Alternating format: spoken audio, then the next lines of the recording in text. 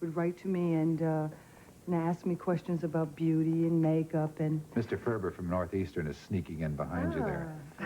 Because we have a beauty tip, and we forgot to bring the little compact out. Or else I did. I was supposed to have it in my pocket. At any rate, Yes. one of the things that we have talked about this week is what happens after modeling. What happens when, for whatever reason, there's another beautiful young black girl who's on the cover of Glamour and Vogue. What do you do? How do you prepare for that? And what have you done? Well, when I transferred from Northeastern University to Brooklyn College.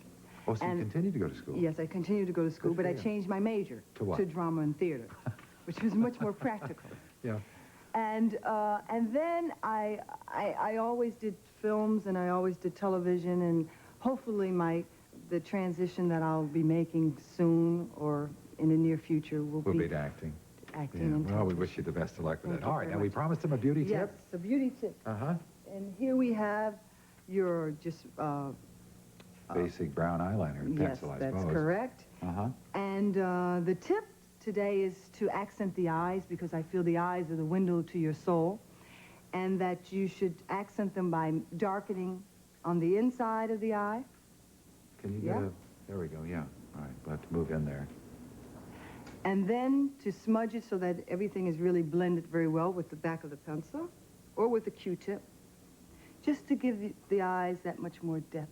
And it could be with a brown eyebrow pencil or a black eyebrow pencil, but it gives more depth to the eye. Yeah. Okay. I don't know, how's my eyeliner? Very, very nice. Thank you. Very Thank nice. you. Very I've natural used a looking. couple of tints. All right. All right, Beverly and I are going to be right back after these short messages.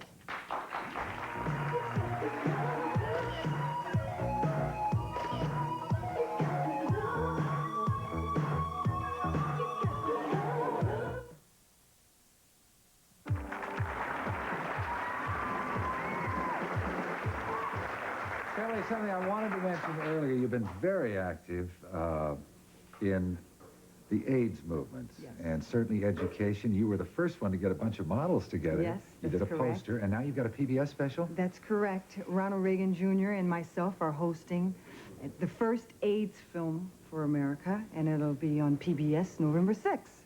Well, congratulations to you and to Ronnie Reagan Jr. We do have a clip, so let's take a look at that, and in a moment we'll introduce our next guest. Last year, in New York City, the number of women with AIDS rose 81%. And it's now the #1 killer of women between the ages of 25 and 29. People in all walks of life are concerned with battling this disease, and here in Hollywood, one of the stars of My Sister Sam is doing his share. Please welcome back again with us, Joe Brooks. Joe?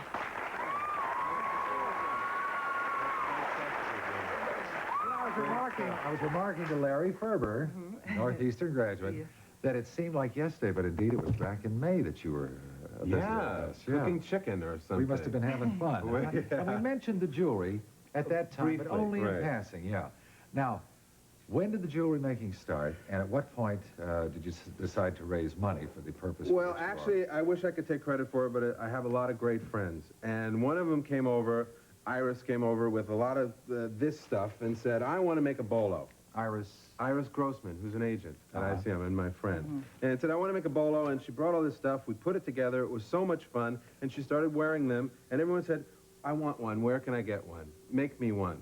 We said, well, okay, we'll make you one, but we don't really need the money. And another friend, Greg Richmond, who's an art director, said, well, let's give it away. Let's give it to AIDS. Then it's like Lucy's salad dressing. Everybody wants one. We're filling orders, and my friend Monique came up with the idea of doing a show. Let's do some showings of it, and it's just... the response has been? Magnificent. Well, the pieces are wonderful. Yeah, they really are so fun. offbeat. I'll take that as a compliment. Well, it is a compliment. Okay. I mean, anytime you put a TikTok I love a piece of jewelry. Yeah. We don't have time to take a look at all of them. Give us a couple of... well, here's one. Actually, the one that you just did, Time Postin'. Scoot up there, I'll have to see how that's... Oh, you can't even... I don't even know. Oh, there it is. Yeah, there you are. Hello. Time Postin'. Which is a play on Tom. Yeah. Well, here's one over here. Blue Costello. And Gems Mason. They're all, you know, little things that people around the country have been sending me all their old costume jewelry that I break apart and put together. I've gotten letters from people all over saying, I didn't know what I can do in whatever small way. I'm glad that I can. They send me their old cufflinks and brooches and pearls. And so everyone around the country is getting in on this. Is it difficult to make?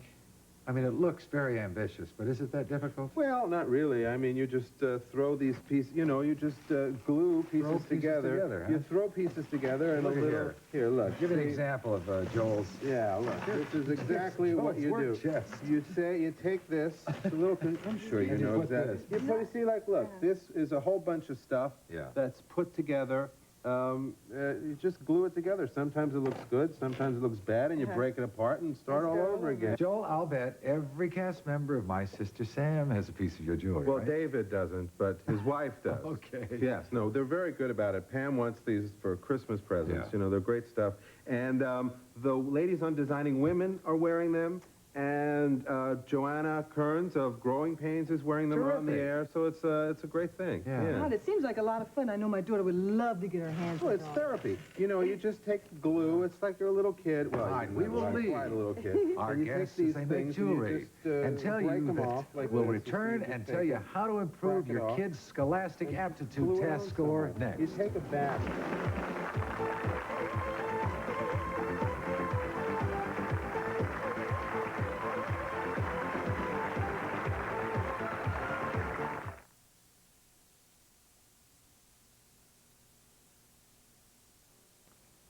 From the Eureka Company, the ultimate vacuum cleaner for thorough cleaning and attractive design.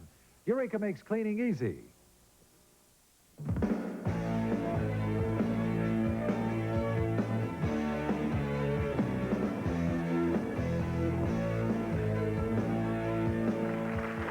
Do you remember your SATs? Oh, do I ever? Huh? Oh, God, Panic City, that was... Larry told me there weren't any at Northeastern. That's not. He didn't say Yeah. that. We just try to get a little jab in at Larry every once in a while.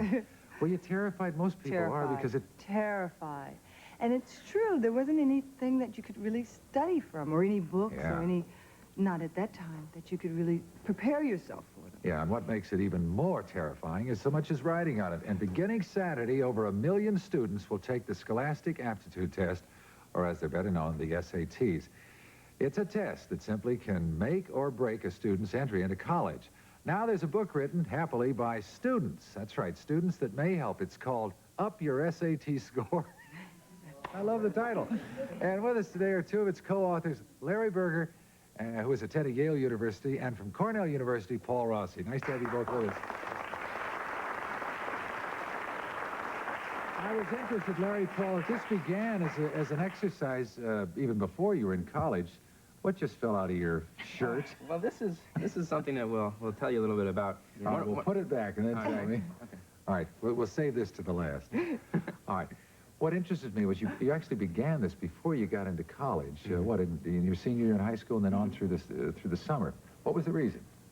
Well, it began while we were studying, and there are a few books out that do train people to take the SATs, but they are boring and long and confusing, and they're awful, and every student who's tried to study from them probably says, I could write a better book than this. So that's something that all three of the authors had on our minds. And then during our senior year, while we were in the middle of the college admissions process, you start realizing what an incredibly important role this test plays in your future. Mm-hmm. And knowing that this test has a lot of flaws in it, and having figured out a lot of strategies for outsmarting the test, we thought that we could write a book that would show other students how to do that, and also relieve some of the tension that goes into taking the test by being fun. All right, how many books are in print? Do you know? I'm not sure. I know that the first print run was 15,000. I don't know. It's available nationally. What kind of response are you getting back, Paul? We're getting a good response. They're getting a lot of reorders back from most of the bookstores. So they can take it 2 times? So, yeah, so it means that they're selling. So that the books... No, but I mean, what kind of response in terms of how it helped kids approach their SATs and how they did, for that matter? Well, we fed the book to laboratory rats, Gary, and their scores improved drastically. All right. So, The book is sprinkled with a great deal of humor, and it makes it very easy to read, but there is some real hard fact and information in here that does prepare one for the SATs. How does this differ, your book differ from other books that have been written on the subject? Well, the main difference is that we try to make it fun. And if the kid is reading the book, like us, he'll catch on to the humor, and he or she might even actually make it to the end of the book, which most students studying for the S.A.T. with the traditional Barron's type books don't do.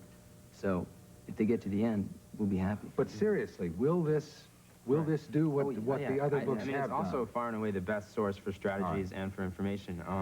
Is it one's psychological perception of this book? I mean, is it that fearsome that prevents kids, or the test itself, or a combination? You know, anyone that you talk to who's studied for the S.A.T. knows what kind of a nerve-wracking, and Beverly, you said yourself, nerve-wracking experience it can be. And in a sense, they're justified in looking at it that way. It's an incredibly important test. But what we try to explain in this book is that you have to recognize the seriousness of the S.A.T., but then learn not to take it that seriously, which sounds paradoxical, but what that means is that you have to work really hard and know your stuff cold, and then if you can do that, and if you've had fun studying, which is what we hope to do in the book, then you'll take that relaxed atmosphere. All right, give me a conservative estimate of what this book can do for a youngster's SAT scores. All right, well, we haven't finished any conclusive statistics because it's only been out for a month and a half, but I've heard kids who, everything from, I haven't gotten my scores back, but it was just such a relief to know what I was doing when I went into the test,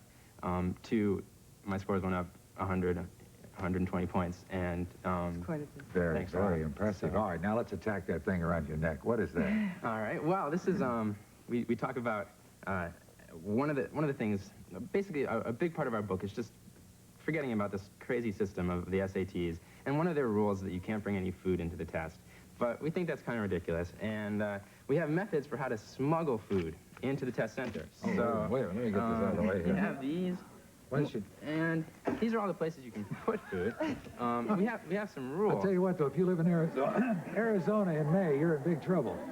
Yeah, that's, in fact, well, you know, that's when I took the test, I had a 3 Musketeers in my back pocket, and by the time I actually got to it, 2 of the Musketeers had melted. So we don't advise the back pocket, but front pockets. What we have here are the sweet and tasty bars, SAT bars, which we give the recipe for in the book. Please Can we have a feel taste free of to this? enjoy. A little for you, Beverly? That's our advised. How many calories? No. I don't know what calories. 800 calories. I don't care, but for the my 800 scores are score. going up already. Paul, Larry, thank you so much. Thank you very much. The book is, where did the book go? Up your SAT score. It's terrific.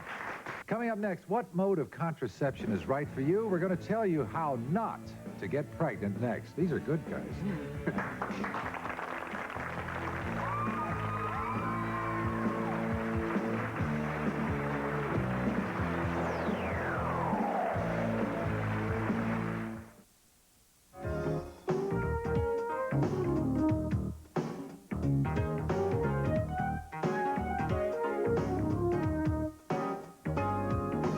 It's been 27 years since the pill revolutionized contraception. Many couples still aren't sure what method of birth control is best for them. Dr. Sherman Silber, reproductive microsurgeon at St. Luke's Hospital in St. Louis, has visited with us many times with news of the latest advances in fertility. Today, he's here with some answers on contraception, all of which are in his new book called How Not to Get Pregnant. Why would one of the country's leading experts on fertility turn around and do a book on, well, how not to get pregnant? Well, you know, we do have the highest teenage pregnancy rate in the Western world. 50% in big cities like New York or Cleveland, 20% around the country at large. We have 1.5 million abortions a year. We have lots of happily married couples that don't know how to space their children the way they want to. And we have a teenage infertility rate of only 1%, and infertility amongst 30-year-olds of 27%. So something terrible is going on as we get older, and I felt that contraception is just as much a part of the whole picture of fertility as helping people get pregnant. All right, let's talk about some of the new methods, and unfortunately, some of the things we're going to be discussing are not available here, and we have no idea when they're going to be available. The first one, for example, Depo-Provera. There's a good example. Depo-Provera could have been available 15 years ago. All this is a very simple, long-acting progesterone. It's a normal female hormone that the woman could take the injection once every 3 months and never have to worry about remembering to take a pill. And it confers all the protection that you could imagine against cancer of the uterus, cancer of the ovary, and against getting pregnant that she could want. It's particularly good for people that might forget to take the pill. And we haven't been able to get it approved, even though 4 million women around the world use it, and every other civilized country has it. We make it in the United States, but we can't have it in the United States. Why is that? Purely political. Actually, you can get it from your drugstore, but the problem is that the FDA hasn't approved it, despite the fact that 2 scientific advisory boards unanimously recommended Depo-Provera being approved for contraception. They're laughing at us in Europe because the politicians put pressure on the FDA not to approve it, even though the scientists and the doctors unanimously approved of it. But now you mentioned, I don't know, did you say endometrial cancer? Right. It is being used for that. That's what's amazing. Yeah. It is being used to treat endometrial cancer. It will cure endometrial cancer. It will prevent endometrial cancer. And the stated reason for not approving it, at least one of the stated reasons, is that they're afraid it might cause endometrial cancer. Oh, excuse me. If that confuses you, believe me, it confuses all the doctors. Now listen, I don't want you to go against your Hippocratic oath, Dr. Silber, but could you, with the responsibility that you carry as a physician, could you benignly prescribe this to someone as a birth control methodology? We really could, and I think if this is the right birth control method for you, I think you can bug your doctor about it, and if he feels very, very secure, legally he can do it, but he runs a medical legal risk in terms of you could sue him if you had any side effects. All right, but it certainly sounds It's good. available. Now, wait a minute. You With could use it. 15 years of usage. 15 and years. 4 or 5 million people having taken part Right. in the usage. They must have studies indicating that what we're concerned with here with the FDA is, I mean, absolutely false. All the data. Okay. All the data shows it's absolutely safe. See, that's what's so mystifying to us and the public at large. We don't understand these things. We're being denied all kinds of good, safe, convenient birth control methods. All right, here's another one, Norplant. Okay. Norplant is even more convenient than Depo-Provera, and we're fearful that this won't get approved either unless there's some kind of massive public support. But this is a progesterone-impregnated, if you'll pardon the expression, a progesterone-impregnated plastic capsule that gets placed underneath the skin, and it lasts for 5 years.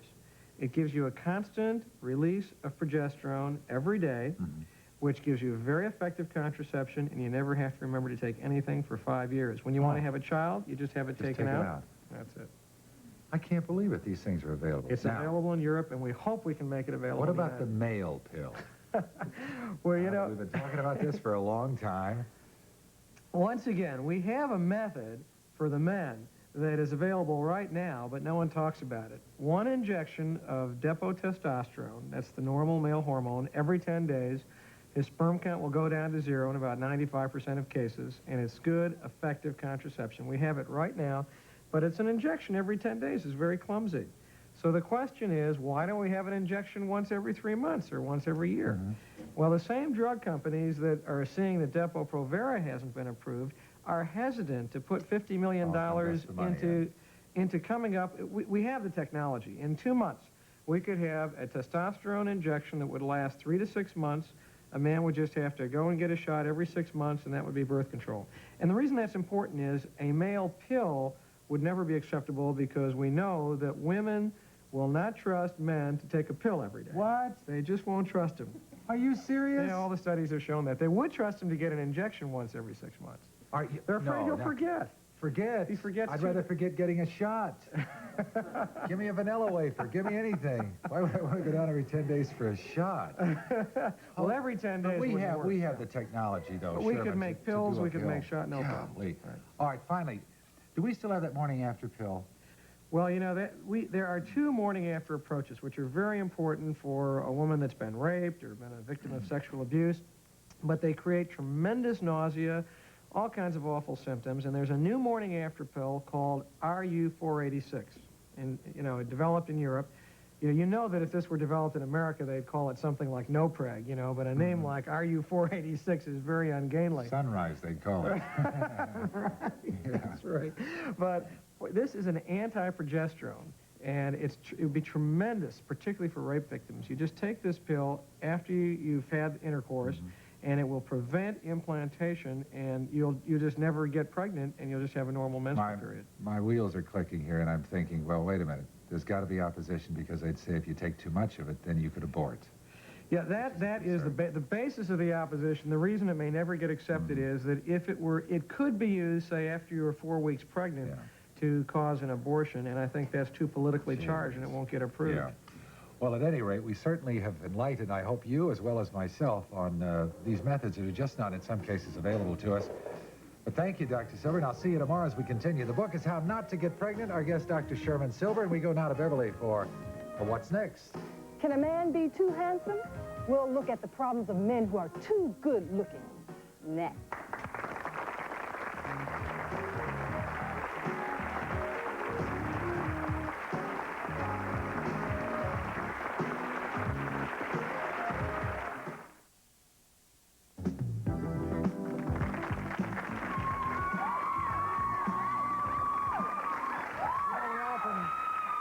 We often hear about the problems of beautiful women. Now, calm down. The kids are going, oh, my gosh, look at that hunk. You know, you hear about the problems of beautiful women, but what about the other side? What about being a handsome man? David Gibbs and Craig Branham both make their living as professional models. They're being joined by psychologist Dr. Dale Atkins to talk about why being too good-looking can be a problem. Well, I got to tell you, Dr. Atkins, I can hear it all over the country. Come on. What kind of problems are there? Well, I think what you just said is the first big problem, other people's perceptions. And one of the issues is, well, other people think all of these things about me, and they attribute all of these personality characteristics to me, like I'm conceited, or I'm unapproachable, or there's nothing that I have to offer to anybody other than the fact that I'm a good-looking person. With men, I think the issue of people thinking that they're gay. Issues that they have no brains at all, and that they really can't do anything other than look good, and that they really do not have anything else going for them aside from their looks. And one of the issues, I mean, I've really had an enjoyable time talking to these two men about the balance that they have in their life. But most people don't know that, and most people assume that there really isn't much there, and that they haven't got much to offer. All right, Craig, David, I mean, is the stereotypical attitude, I mean, is that what the kind of stuff that you have to deal with every day? That'd be the biggest part. Yeah. Is exactly how people think of you before they ever know you or get the chance to know you. You know, instantly, boom. So what do you find yourself doing? Compensating? Yeah, I mean, in my life, I found that you tend to overcompensate with women. Like, I think it's a thing of having to, like, prove, you know, that you're a man, rather than just relax and, you know, because people want to know. I mean, you want people to know you're straight, because so many people, you know, you're bombarded with, well, he's got to be, you know, he's a male model. Yeah. You know?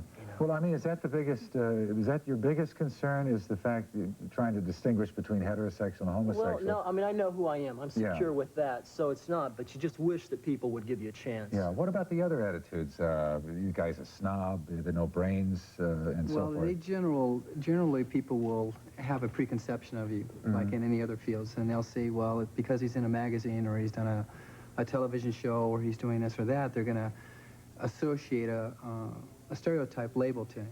And unfortunately, in life, sometimes you don't have the time to take the person aside and go, look, don't look at me like this, because I am who I am, and I am just as viable, and you're just as viable. And you can get deeply philosophical about it if you really had the time, but the idea is just to say, look, I'm just like you or me. It just so happens I just happen to do this particular type of work, and I try to be as good at as I can be, and this is what I've elected to do, and so I do it and try to do a good job. All right, is one of the big problems that people will dismiss you because they make snap judgments about who you are based on what you do and what you look like?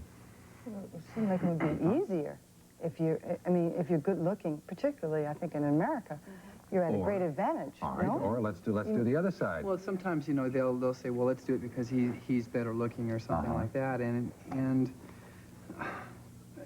it turns the screws on you. It puts you into a position where it's not the right, they're not coming at you at the right way. They're looking at you at something, again, where they've preconceived you. They're looking at you where, okay, he's good looking, and so he must be smart, he must be this, and, all right, so and that's an individual basis. I think that one of the things that happens in our culture is that when people are attractive, that we do expect a lot of them. Especially with men, we expect that they're going to be successful. They'll have a better chance of being successful. Their social lives are probably going to be better, and very often they are. That they have doors open to them that may not have been open to them without being exceptionally good looking. And I think the issue of the profession of modeling is a profession, and if you can use what you have been given and use it to your advantage and also to serve someone else, it probably is advantageous. Let me throw something else up Yes. here.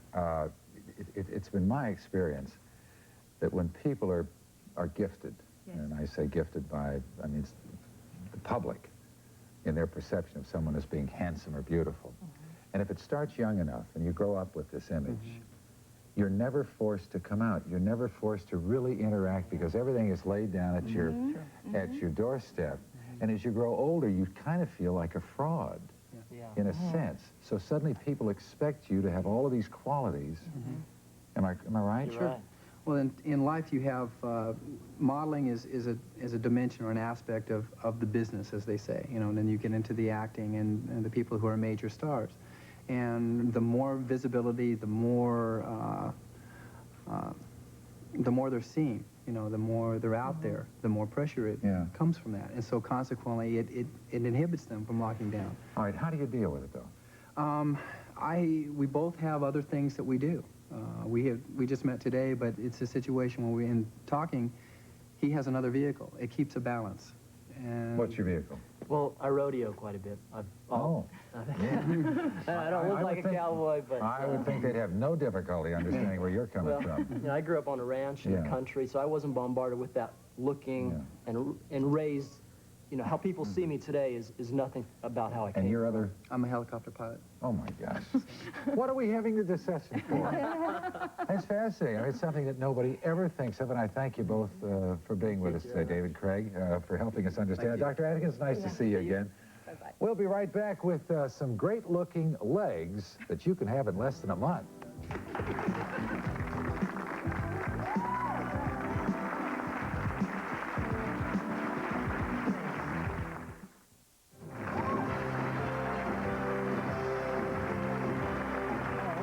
That's good.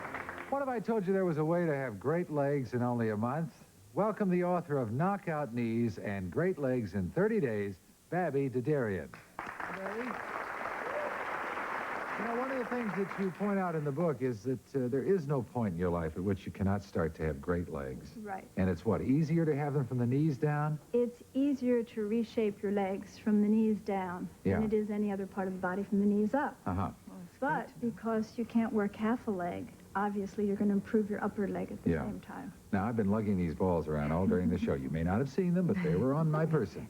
And what do they have to do with legs?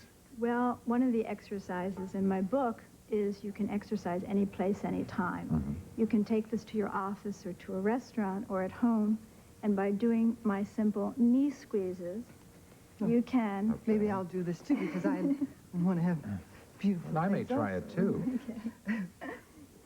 Now, should you do this in high heels, or should you do it in... You can do it in high heels, you can do or- it okay.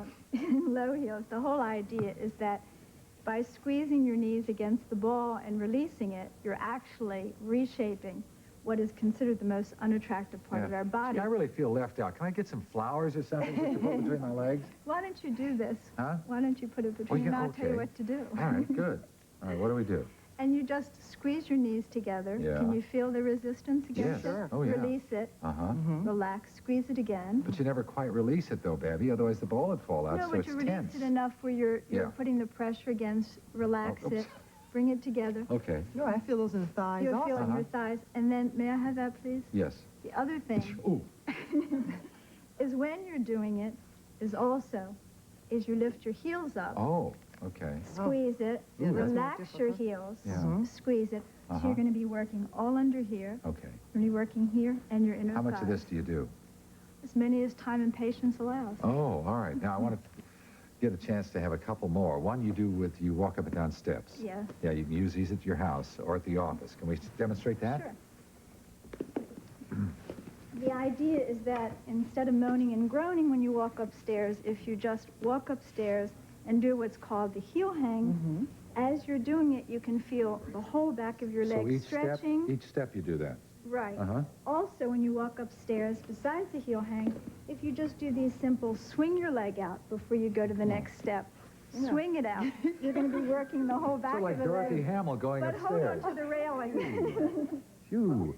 But you better hold on to the railing, Hold on to the right? railing while you're doing this. Okay. All right, well, that's terrific. Thank you, Babbie, so You're much. welcome. Thanks Do for come back and having me. visit with us. Okay. Babbie DeDerian. You can stay right with us, Babbie. I got to tell the folks what's on tomorrow. Do join us tomorrow. We're going to examine why racism is still something to concern us all. Joan Embry, you know Joan down there with the animals, those lovable creatures at the San Diego Zoo. She's going to bring us some of her cuddly friends. We'll bring you part 2 in our series on how not to get pregnant. And we'll conclude our Fabulous Faces series with a woman who has been modeling for over 2 decades. And she's no stranger to you, of course. Beverly, that's Cheryl Teague. So until then, Gary Collins, along with Beverly Johnson, our woman of the hour. Beg your pardon. Babbie, nice to have you. Nice. Bye-bye again. Saying have a nice day, nice evening. Try to make every hour count, and we'll see you tomorrow. Bye-bye. Really chocolatey chocolate milk doesn't come from a chocolate cow. It comes from Hershey. The chocolate people. Shield deodorant soap. Shield protection feels so right. It keeps you fresh from day to night. You're gonna feel fresh the whole day through. Shield. Taste the rich flavor of La Choy soy sauce, the soy sauce preferred more than 2-to-1 over the other leading brand. Revolutionary Wella So Fine Shampoo Mist. Just mist, lather up and rinse. The pure essence of shampoo. Wella So Fine Shampoo Mist. Wrinkle-free brand. Fabric relaxant removes wrinkles from clothing without ironing. Wrinkle-free. The little iron in a can. Pepsodent Fluoride toothpaste fights cavities and plaque. Gets teeth their whitest. You'll wonder where the yellow went when you brush your teeth with Pepsodent.